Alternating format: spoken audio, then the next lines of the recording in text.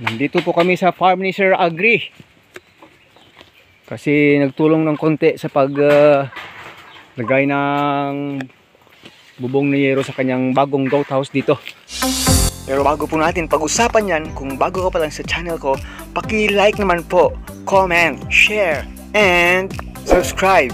At huwag kalimutang i-hit ang ating button bell para ma-notify po kayo sa ating mga bagong upload.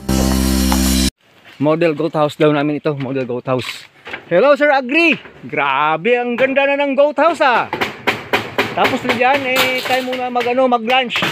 Pang 12 na. O ayan oh. Ito yung model namin dito na karpentero.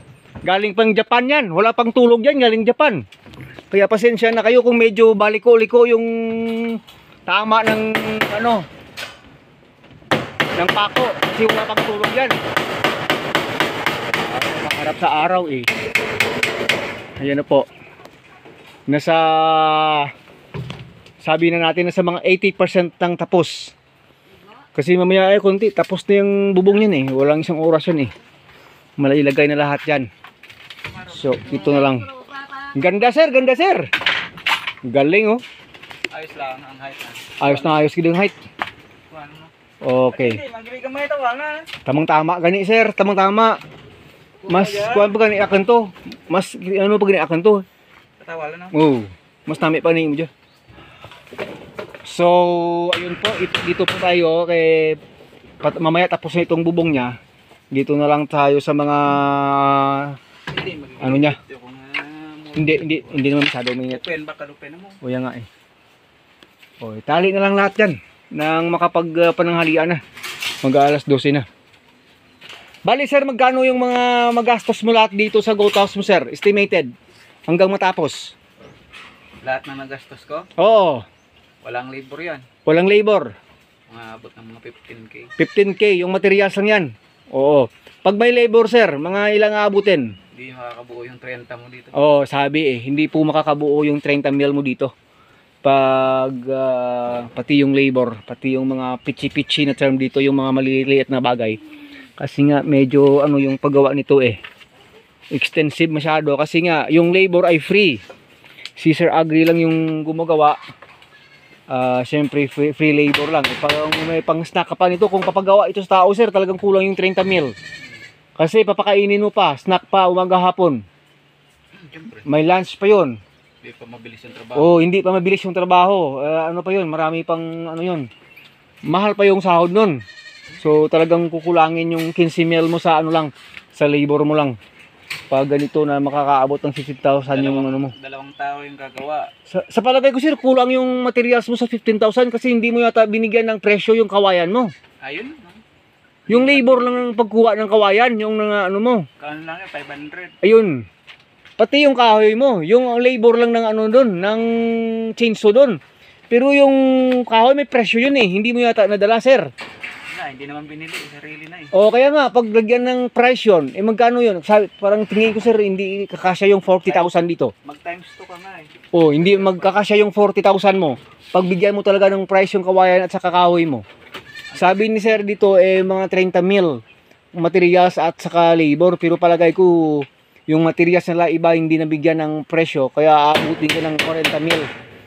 Ang ano sir, ano yung tawag doon area nito sir? Gaano kalapad? 20 plus feet by 12. 20 plus feet. Mga sabihin mo 20 and a half by 12 feet. Foot. Ayan po, feet. O sige, feet na lang. Kasi may paana eh. Yan po yung ano dito, yung kanyang area dito. At ito po yung kanyang entrance dito. Malamang mangyari dito mga ilang kwarto po sir. Nakaselda-selda po kasi lahat ito mga ka-agree. 12. Mga 12 anim ditong area 6 na selda, sa kabila dito yung 6 na selda, yung sa gitna po may alley po dito, yun po para po magiging maginahawa talaga yung mga kambing. Ano po yung purpose ba't naging nagkaroon ng selda sir? Para ikulong. Para ikulong? Oo. Ano yung ano yung advantage pag nakakulong kasi may bakod naman lahat palibot, nakakulong naman yan eh. Hindi makawala. Hindi makawala kahit wala namang selda pag nasarado diyan sa gitna sa main entrance, hindi naman makakawala eh. Ano talaga yung main reason? Hindi sila may stress kasi hindi sila nagsusuwagan. Hindi po sila may stress. But sir, nagsusuwagan ba sila? Hindi may iwasan kasi masyadong sensitive yung kambing pagbuntis. Ay, sensitive din pala yung kambing pag buntis. Wag may lumapit kasi dyan, talagang intention na susuwagin kasi nagdedepensa sa baby sa tiyan. Ay, ganun ba yon? Parang tao rin sir, ano? Pag nabubuntis, medyo Iba yung sensitive tao. din. Iba yung tao. Ano yung kaiba ng tao? Kasi yung ibang walang niya tinatapon yung anak eh. Ay, nako, ibang istorya yun. Ibang istorya yun ng mga ka-agree. So yun po, nagbigay po tayo ng konting kaalaman sa inyo nung nagastos po dito at yung area nitong pinapagawang mini goat house. Kasi iba talaga pag ano na talaga yung goat house. Nakatawag doon, plan ng maganda. Iba kasi yung dating sa mga kambing pag ano sila, safe sila at saka komportable yung mga kambing. Pag hindi ba sir, komportable yung kambing sa housing, magiging ano na rin ba? Magiging reason na rin ba na mahirap silang maalagaan? Malaking bagay yun kasi siyempre stress. Stress. Number one factor yun. Tapos hindi mo siya matutukan kasi kung gusto mo siyang alagaan or i-isolate, hindi mo siya ma-isolate pag walang kwarto. Oo nga pala no, pag magkasakit sir, dapat na-isolate. Hindi katulad ng selda-selda na kung ayaw mo siyang palabasin dyan lang. Pag may COVID siya, hindi siya makapaghawa sa iba. Kung bagong dating, pwede rin, pwede mo siya ma-quarantine dyan. Dyan lang. Kung bagong panganak na hindi ma-stress yung baby, dapat pala, Iba ganun pala yun sir, no? Iba talaga yung Iba talaga, kaya bakit binanya niya. Tingnan mo naman yung sitwasyon ng luma. Kasi po, dahil sa experience, tinuruan tayo ng experience din sa lumang goat house. Kaya, yan na yung nasasabi ni Sir Agri ngayon. So, tingnan natin pag dito na sila, kung talagang gaganda yung kanilang kalusugan at saka yung kanilang sitwasyon. So, napakalaking bagay po talaga, ano, na magawa ng bagong, ano. Siguro, lagyan mo na ng konting bracing yan pag, ano, pag hindi, pag may ano na yan. Lalakas na yan dito sa kabila pag mayroon na nakatayong mga, ano nito. Sige po, maraming salamat po Sir Agri sa inyong konting kaalaman na na-share sa atin. Tungkol po dito sa paggawa ng iyong mini goat house. So ito po talaga ay para sa ano po ito sir? Yung ganito sir? Yan, shared feeder yan. Feeder ng 2 kwarto. Feeder na pala ito. Bali, maglalagay na dito ng sahig. Feeder. Bawat kwarto po may shared feeder yung 2 kwarto. Every 2 rooms. Share sila. May shared silang ano. Hindi pa kasi masyado makikita mga ka-agree. Dahil hindi pa po tapos. So gagawa tayo dito ng follow-up na video dito sir pag lang tapos na ano. Pwede. Gawan ko na lang ng bagong update video na yung may pakita na po talaga dito mga ka-agree yung magiging itsura niya. Ayun, maraming salamat Sir Agri Adventures and ito Sir from Japan, bagong gising. At saka, ito na po si Doro. Ito, namamasya na dito yung kanyang back. Tingnan nyo po, kasi po na masyado siyang nahamugan at nabasa nung during na palaging umulan. Medyo pumayat siya ng konti. Bago lang po siya nakaka-recover.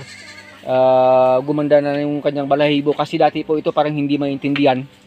Kasi tamaan talaga ng grabing hindi magandang sitwasyon. Dahil hindi po tugma yung kanilang housing dun sa kabila. Pero dahil dito po, makikita natin from this time on po, gaganda ulit yung katawan nitong kanyang back. Napakalaking back po ito. Pag ito po ay tumaba, siguro abutin to ng 50 hanggang 60 kilos. Susobra pa nga siguro sir, ano? Currently po, mga 50 kilos. Pag tumaba ito, naku, kahit 70, 80, kakayanin po nito. Kasi may malaking kaha po itong ating back dito. Ayan, maraming salamat. Hanggang sa muli po mga kaibigan. Nag-share po tayo dito ng information with regards sa paggawa po ng mini goat house. Hindi po natin masasabing tawag dun sir. Talagang maganda yung tawag dun. Parang high-tech na kulungan. Pang ano lang talaga. Pang small farmer lang talaga muna. Yung kayang-kaya ng kaya. Yung kaya lang ng talaga ng ano, ng budget. Yun po. Malapit-lapit na sa standard.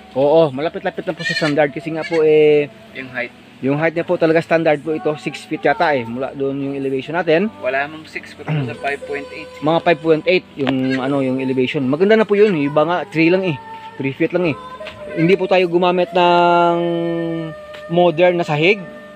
yung ginagamit ng mga may mga pera, yung hindi po tayo gumamit dito ng mga bakal na dingding or anuman. Simple lang po ito, kawayan lang po. At napakaganda na rin po yung effect ng kawayan na goat house po sa mga kambing kasi po natural po talaga. Till then, maraming salamat. God bless us all. Thanks, sir.